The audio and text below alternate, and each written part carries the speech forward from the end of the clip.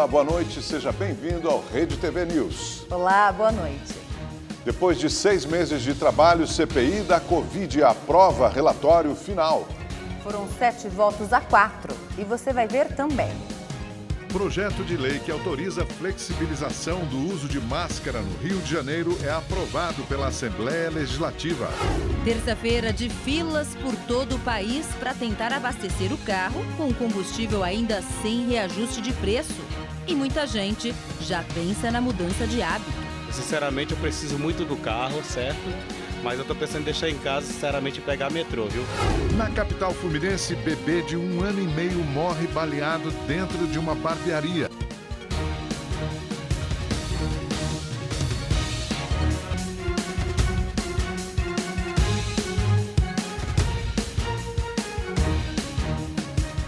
O Brasil voltou a criar vagas de emprego com carteira assinada no mês de setembro. Os dados divulgados hoje são do Cadastro Geral de Empregados e Desempregados, o CAGED. 313.902. Esse foi o número de vagas de emprego com carteira assinada criadas no Brasil no mês passado. Os dados refletem a recuperação da economia. Os resultados foram positivos em todos os estados e setores. O de serviços concentrou o maior número de vagas formais criadas. Foram mais de 143 mil. Em seguida, veio a indústria, com 76 mil vagas, e o comércio, com mais de 60 mil. A construção civil criou 24 mil vagas e a agropecuária 9 mil. Com o resultado de setembro, o Brasil ultrapassa a marca de 2,5 milhões de empregos com carteira assinada criados neste ano. O governo comemorou o resultado e aproveitou para fazer uma defesa do Auxílio Brasil, que deve ajudar quem ainda não conseguiu uma chance no mercado de trabalho. É importante dizer que o governo vibra muito com esse número, mas não esquece de olhar para aqueles que estão hoje na informalidade, quer por falta de oportunidades, quer por falta de qualificação. E nós precisamos ter esse olhar duplo. De um lado, aqueles que têm hoje o seu emprego formal mantido, garantido e ampliado no Brasil, e, por outro lado, aquela parcela de quase 40 milhões de brasileiros e brasileiras que precisa que o Estado olhe para eles e possa criar uma rampa de ascensão para a formalização. O governo espera que os deputados votem ainda nesta semana a chamada PEC dos precatórios, que vai garantir recursos para o Auxílio Brasil.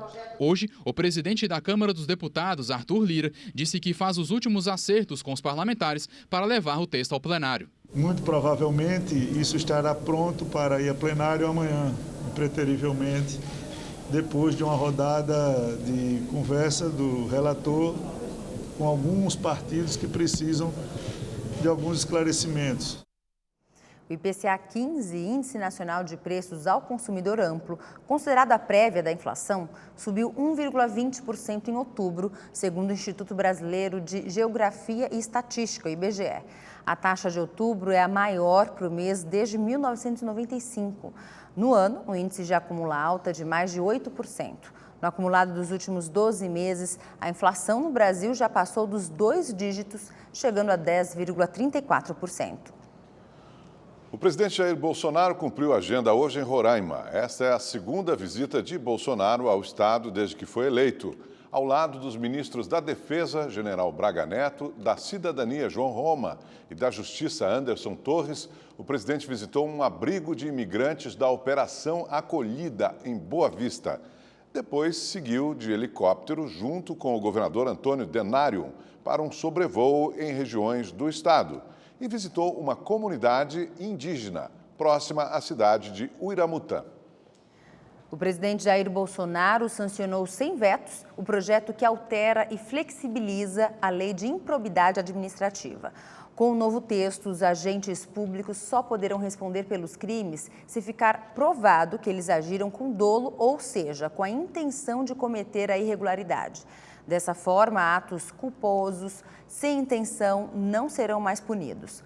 Outra alteração na lei é que, comprovada a improbidade, só caberá ação se houver dano ao patrimônio público. O projeto de lei foi aprovado pelo Congresso Nacional no início do mês. O reajuste no preço dos combustíveis provocou uma corrida aos postos de norte a sul do país para tentar economizar. E até uma mudança nos hábitos já é cogitada por muita gente. Em São Luís do Maranhão, assim que soube do reajuste, o motorista correu para os postos. Filas enormes se formaram. Os piauienses também não aguentam mais tanto aumento. E não é só a gasolina, é o óleo, é o gás, é o pneu, todos os derivados do petróleo. Em Belo Horizonte, Minas Gerais, este motorista resolveu armazenar combustível em galões. E o pior, transportá-los no porta-malas do carro. Porque isso coloca em risco não só a possibilidade de um vazamento e de um consequente risco de incêndio, como também a sua saúde, uma vez que conforme o vasilhame podem vazar vapores ali daquele combustível e a gente acabar tendo uma intoxicação. Na periferia de Fortaleza, mais atitudes imprudentes e preocupantes. O condutor desse carro prata foge do posto de gasolina antes de pagar pelo combustível. O mesmo aconteceu nesse outro posto. Ao terminar de abastecer o carro, o frentista vê o motorista acelerar. Por toda parte, muita reclamação. Antigamente você colocava R$50, era muita gasolina. Hoje você coloca uns R$70, não dá para você dirigir assim, dependendo do lugar que você vá, são 3 dias e acabou. E muita gente pensa em deixar o carro de lado. Olha, sinceramente eu preciso muito do carro, certo? Mas eu tô pensando em deixar em casa, sinceramente, pegar metrô, viu? Pegar metrô e deixar em casa, porque não dá não, sem chance. Mas a Cíntia tem umas dicas e tudo passa pela mudança de rotina. Faço minhas compras pela internet, fique atento ao frete. Busque aqueles sites que fazem alguma promoção que ajuda na economia desse frete, que também vai ter um impacto. Com o aumento de pouco mais de 7%, o preço médio do litro da gasolina na refinaria subiu em média 21 centavos e passou a ser vendido à rede distribuidora por R$ 3,19. Já o diesel foi reajustado em cerca de 28 centavos e agora é repassado por R$ 3,34, alta de 9,15%. O Sindicato dos Postos, o Sincopetro, explica. A Petrobras repassa valores que a empresa não controla, como o preço do petróleo no mercado internacional, que saiu de $43 para $85 o barril. Depois vem a moeda americana, que está muito alta. Mas a lista não acaba aí. A única coisa que nós temos que entender é que quando chega no posto de gasolina, houve uma cadeia antes. Houve a Petrobras, houve os impostos todos, PIS, COFINS, CID, ICMS. Houve o etanol, que é um produto que está caro no mercado.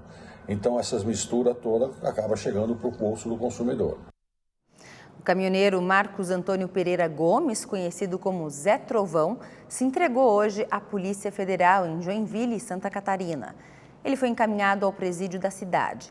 A prisão preventiva foi feita em cumprimento ao mandado expedido em setembro pelo ministro Alexandre de Moraes, do Supremo Tribunal Federal. A ação investiga incitação a atos violentos por meio de vídeos e postagens em redes sociais.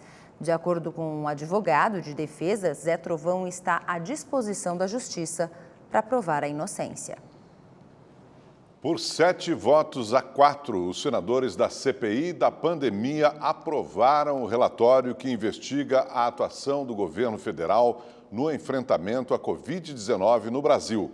O documento tem 80 pedidos de indiciamento. Após 6 meses de trabalho, a CPI da Covid realizou hoje a última sessão. Desta vez para votar o relatório final, elaborado pelo senador Renan Calheiros, do MDB de Alagoas. Ao todo, são 80 pedidos de indiciamento, entre eles o do presidente Jair Bolsonaro, o do governador do Amazonas, Wilson Lima, e de ministros e ex-ministros, empresários, além de 2 empresas, a VTC Log e a Precisa Medicamentos. Porque está bastante claro para todo mundo o interesse eleitoreiro, um relatório do senador Renan Calheiros que já pela própria pessoa do senador Renan Calheiros, o relatório já vem eivado de total descredibilidade. Alguém que não tem moral e nem capacidade jurídica para botar algo no papel. E a prova disso é um relatório extremamente frágil, juridicamente falando, um relatório político que em nada beneficiou a população brasileira, aponta como o maior escândalo de corrupção do governo Bolsonaro uma vacina que sequer foi comprada, então não foi gasto R$1 de dinheiro público. Durante a apresentação do documento, o nome do senador Luiz Carlos Reis, do PP do Rio Grande do Sul, também foi incluído na lista, o que gerou indignação entre alguns senadores. O enquadramento de um senador, de um parceiro nosso dessa CPI, por opinião, o indiciamento dele, isso não é cabível. Eu quero apelar, senhor presidente, para Vossa Excelência, que convença o relator, até porque o relator não tem condições morais nenhuma de indiciar ninguém, e ele aceitou de pronto. Diante da repercussão negativa, o relator voltou atrás e retirou o nome de Reis da lista. O senador Marcos Rogério, do Democratas de Rondônia, e Eduardo Girão, do Podemos do Ceará, apresentaram votos em separado. Durante a leitura, os parlamentares afirmaram que não foram encontradas as evidências de atos ilegais do governo. Girão criticou a CPI por não aprofundar as investigações. Entrega à nação um relatório parcial, incoerente e voltado para o desgaste apenas de um ente federado, com vistas ao pleito eleitoral, sem investigar os desvios ocorridos em estados e municípios. Como ignorar, gente, os desvios do consórcio Nordeste? Fica o meu protesto, o meu voto contrário e, ao mesmo tempo, o pedido aos colegas para que analisem o meu voto de forma equilibrada, mostrando um lado e mostrando o outro. O governo federal adotou todas as medidas de sua competência e responsabilidade, não podendo ser acusado de omissão no combate à pandemia.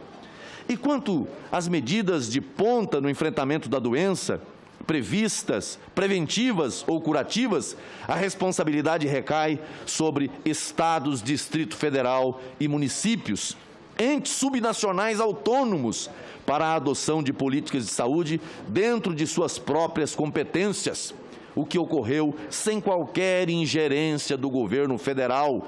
Agora, os documentos serão entregues para a Procuradoria-Geral da República e a Presidência da Câmara dos Deputados.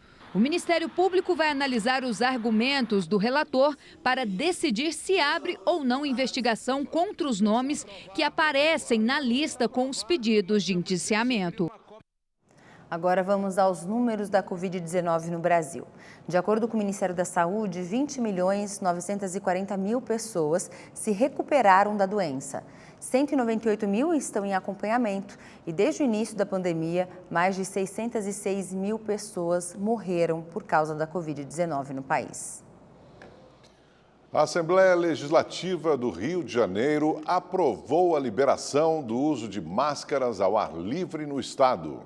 Em uma votação simbólica, apenas 10 dos 70 deputados foram contrários ao projeto de lei apresentado pelo presidente da Alerj, André Siciliano. A aprovação altera a lei de junho do ano passado, que tornou as máscaras obrigatórias durante a pandemia. Agora, a decisão de flexibilizar o uso da proteção passa a ser das secretarias de saúde do estado e dos municípios. Aqui não é a política que está definindo, porque nós não estamos abrindo mão da máscara, e sim remetendo à Secretaria de Estado os critérios para que eles possam definir, a partir desse momento, que a ciência está prevalecendo, porque por conta da vacinação que nós estamos flexibilizando, eu diria assim, e a Assembleia tem essa autonomia porque foi ela que criou a obrigação da máscara. A votação deveria ter acontecido na semana passada, mas foi adiada porque recebeu 6 emendas.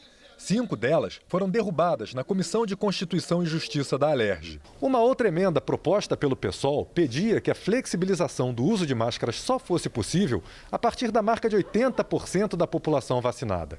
Mas ela foi votada em destaque e derrotada por 48 votos a 13. Eu fico muito temerosa com que esse resultado aponte para a população. Afinal de contas, isso aqui é uma casa política. Não temos critérios objetivos, sanitários e de saúde pública para liberar as máscaras. Na verdade, o que a gente precisa submeter são as autoridades sanitárias e também de saúde pública. O projeto de lei agora vai para a sanção do governador Cláudio Castro. O texto do ano passado era um dos entraves para a Prefeitura do Rio abolir o uso de máscaras em espaços abertos. O outro é uma possível decisão do governo estadual de manter a obrigatoriedade. Neste caso, prevalece a medida mais restritiva. Mesmo assim, o prefeito Eduardo Paes e o secretário de Saúde, Daniel Sorans, anunciaram que já vão publicar amanhã um decreto com a flexibilização. A gente está na nossa 9ª semana com redução de número de casos. A gente tem 2% somente dos leitos ocupados são ocupados por Covid-19. A gente tem uma redução do número de casos e uma taxa de transmissão, de replicação da doença muito baixa, a menor desde o início da pandemia. Isso vai dando cada vez mais segurança para a gente tomar atitudes. E o governo de São Paulo resolveu antecipar para 8 semanas o intervalo entre as doses da vacina da AstraZeneca. O prazo anterior era de 12 semanas. O repórter Giovanni César tem mais informações para a gente, né, Giovanni? Boa noite. Conta para a gente por que houve essa mudança, hein? Boa noite. A Secretaria Estadual de Saúde informou que essa antecipação já havia sido definida pelo Programa Nacional de Imunização do Ministério da Saúde. Essas doses começaram a ser distribuídas ontem. Com isso, cerca de 400 mil pessoas entre 18 e 24 anos já podem completar o chamado ciclo vacinal, isso a partir de amanhã.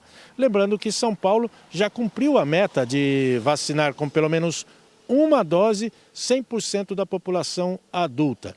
Isso significa que mais de 35 milhões de pessoas aqui no estado de São Paulo estão parcialmente imunizadas contra a doença.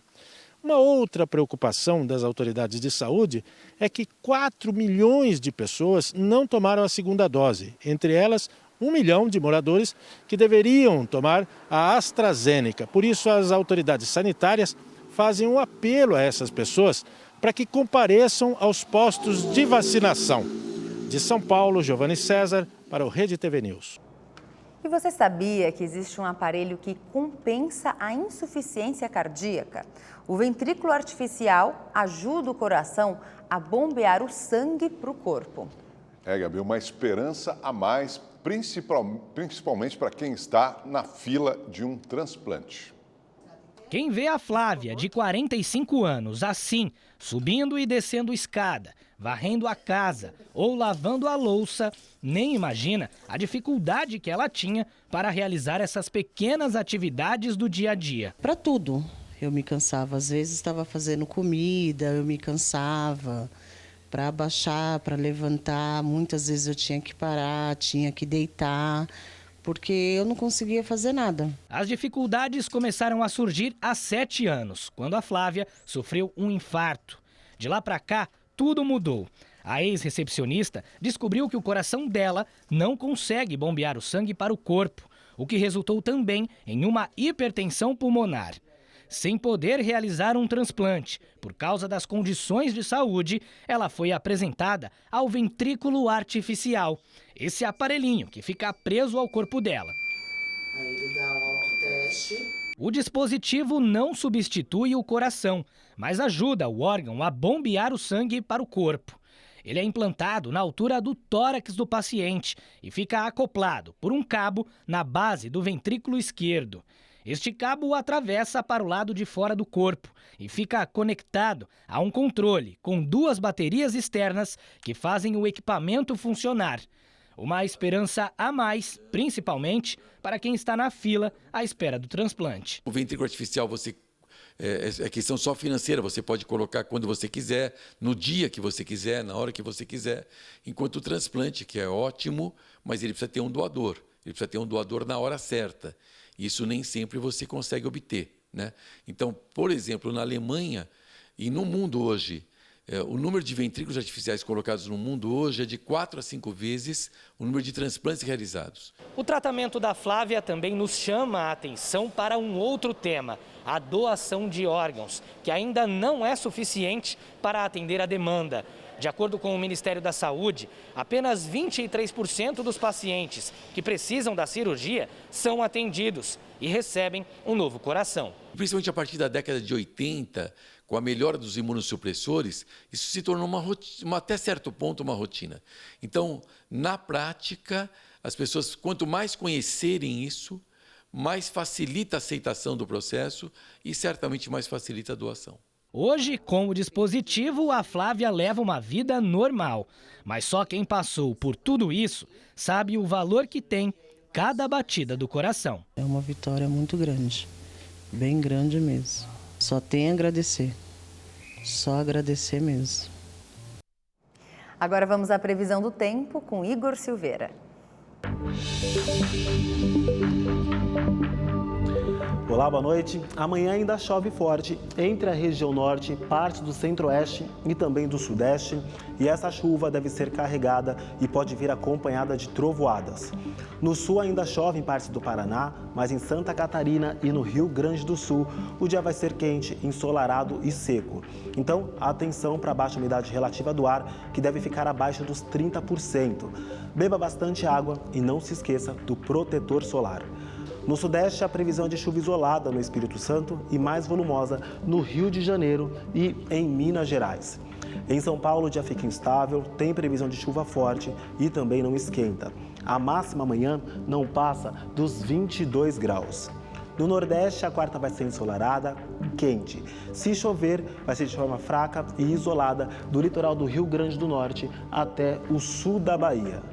Na região norte, apesar da chuva, os termômetros passam dos 30 graus em praticamente toda a região. Olha só, 32 graus em Boa Vista e 31 graus em Manaus. E para saber mais sobre a previsão do tempo na sua cidade, é só entrar no site da Rede TV. Eu fico por aqui, uma ótima noite e até mais.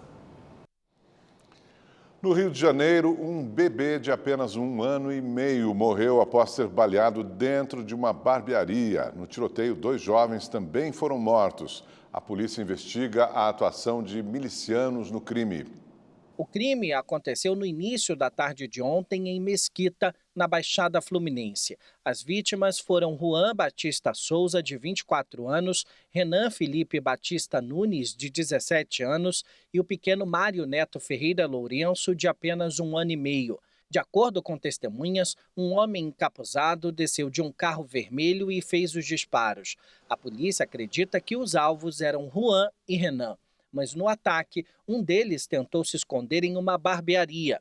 O bebê estava no colo do pai, cortando o cabelo, e foi baleado na barriga. Ele foi socorrido, mas não resistiu. O irmão dele, Theo Emanuel, de 3 anos, também foi atingido por um tiro de raspão e já recebeu alta. A polícia procura imagens de câmeras de segurança que ajudem a identificar o criminoso. Mário Neto é a 4ª criança morta vítima de bala perdida só este ano na região metropolitana do Rio. E 19 armas foram apreendidas dentro de um carro na rodovia Presidente Dutra, na região de Seropédica, da Baixada Fluminense. De acordo com a Polícia Rodoviária Federal, no veículo foram encontrados 4 fuzis, 15 pistolas e diversos carregadores. A carga tinha como destino comunidades do Rio de Janeiro. O motorista, que já tinha passagens pela polícia, foi preso em flagrante. A Polícia Federal fez uma operação de combate à corrupção em cidades do Pará e do Paraná. O esquema de fraudes em licitações gerou um prejuízo de cerca de R$180 mil. 28 mandados de busca e apreensão foram cumpridos. A operação investiga crimes de corrupção envolvendo prefeitos, servidores públicos e empreiteiros. Foram apreendidos celulares, computadores, documentos, joias e até armas de fogo. Agora as equipes iniciarão o trabalho de análise do material e só o produto dessa análise que irá dizer quais são os próximos passos da investigação. De acordo com a Polícia Federal, foram encontradas fraudes em 2 municípios paranaenses, Umuarama e Boa Vista da Aparecida. No Pará, o alvo foi a cidade de Uruará. As investigações começaram há cerca de 1 ano. De acordo com a PF, as organizações criminosas direcionavam licitações a empresários que superfaturavam valores. Os grupos seriam coordenados pelo prefeito de Bela Vista do Aparecida, Leonir Antunes dos Santos, do PL, e o prefeito afastado de Umuarama, Celso Pozobon, do PSC. Nas redes sociais, o prefeito Leonir da Silva se defendeu. Tranquilo, E eu e a nossa equipe estamos à disposição da Justiça para qualquer esclarecimento. Os investigados poderão responder por corrupção ativa e passiva, fraude em procedimento licitatório, organização criminosa e lavagem de dinheiro. As penas podem chegar a 62 anos de prisão. O cirurgião plástico Klaus Brodbeck foi solto nesta terça-feira. Ele estava preso preventivamente em Canoas, na região metropolitana de Porto Alegre, desde julho, acusado de cometer estupros, violação sexual mediante fraude, atentado violento ao pudor, importunação e assédio sexual contra 18 pacientes, entre os anos de 2005 e 2021. Em nota, a defesa do cirurgião afirmou que a liberdade não vai prejudicar o processo e garantiu que todas as determinações da Justiça serão cumpridas, entre elas a entrega do passaporte e a proibição em deixar o país. E uma última notícia, morreu agora à noite, aos 75 anos, Gilberto Braga, autor de novelas e minisséries de sucesso, como Vale Tudo, Dancing Days, Anos Dourados e Escrava Isaura. Gilberto Braga sofria do mal de Alzheimer e estava internado em um hospital no Rio de Janeiro. O motivo da morte ainda não foi divulgado. Gilberto Braga faria aniversário na próxima segunda-feira. Ele era casado com o decorador Edgar Moura Brasil. Rede TV News fica por aqui. Obrigada pela sua companhia e uma ótima noite para você. Uma boa noite e até amanhã.